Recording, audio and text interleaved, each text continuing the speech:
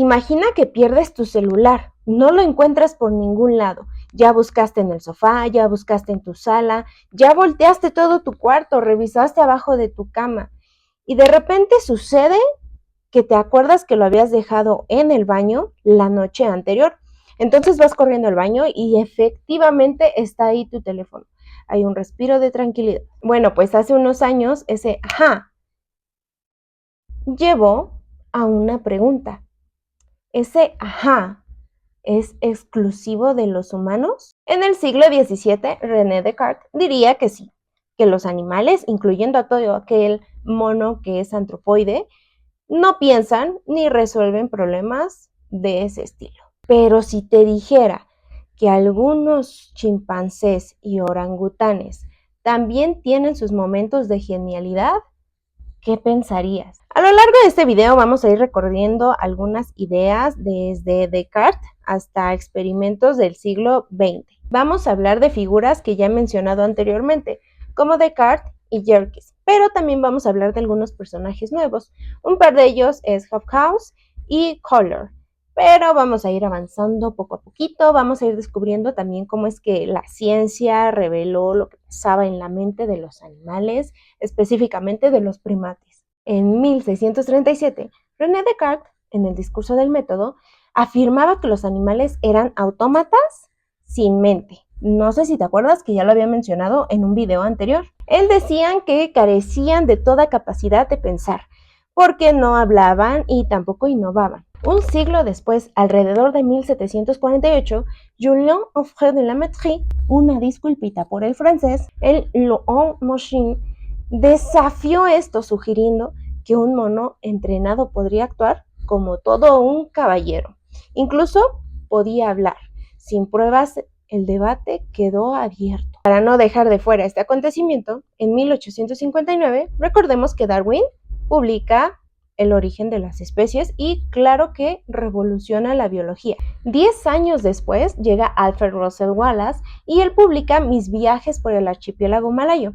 A lo largo de esta obra describe una cría de orangután de Borneo.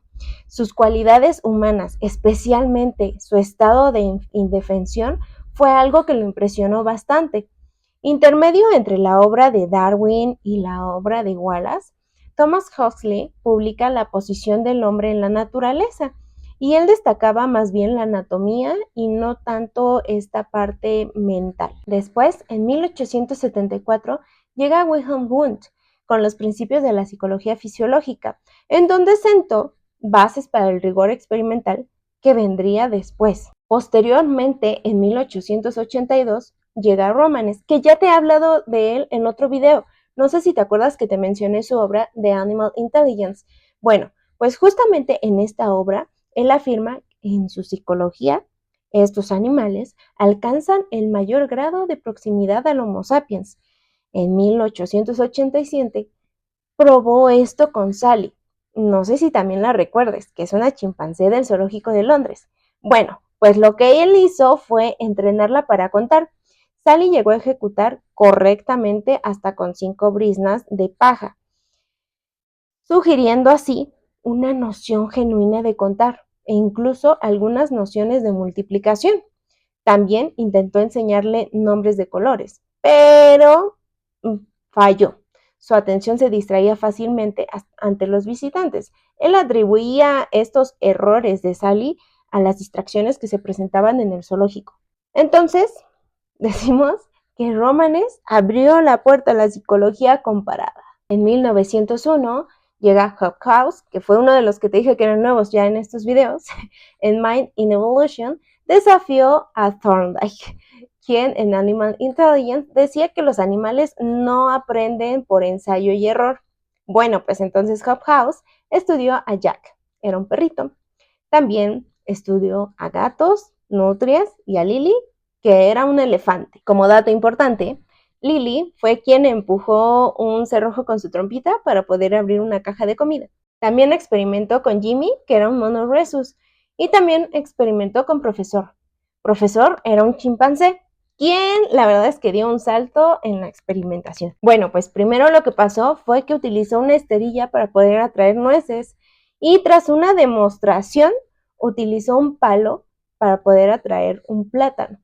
Al día siguiente, lo que pasó es que con un palo corto atrajo uno más largo y pudo atraer fruta. Después, como ya les había mencionado, tenemos a Jimmy. Lo que pasó con Jimmy fue que él pudo manipular palos, cuerdas, apiló banquetas para poder alcanzar una papa. Hobhouse llamó a esto ideas articuladas. La idea de que hay que correr el cerrojo para dejar libre la armella que sujeta la puerta supone una comprensión de la relación entre ellas. También vio juicio práctico en un perro en una casa desconocida.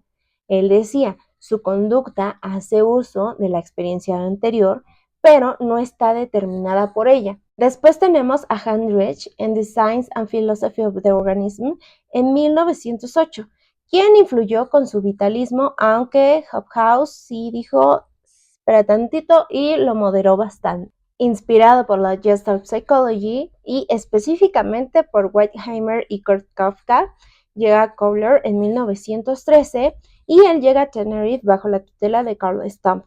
En The Mentality of Apes, en 1925, estudia a Sultán grande y chica. Sultán, por una parte, apiló hasta 3 cajas para alcanzar un plátano colgando, aunque fue un poco torpe el proceso, pero lo logró. En otra prueba, usó un palo corto para traer uno largo y luego una fruta, y unió 2 varas huecas para hacer un palo más largo. La solución tiene lugar en una sola secuencia continua. Esto fue algo que dijo Kohler. A esto él lo llamó insight. En una prueba que implicaba rodeo, Sultán desviaba su camino tras una ligera pausa. ¿Y se acuerdan que les había mencionado 3 nombres? Bueno, pues entonces aquí aparece Chica. Chica entonces imitó un poco el movimiento que hizo Sultán con una caja que obstruía el paso, solo que no hizo exactamente los mismos pasos que había hecho Sultán. Inspirado por Hunter, él decidió poner a prueba la memoria de Sultán. Entonces lo que hizo fue enterrar fruta, y Sultán tardó alrededor de 16 horas para poder encontrarla. En 1915, Yerkes en The Mental Life of Monkeys and Apes estudió a Julius. Julius movió una caja bajo un plátano tras una demostración.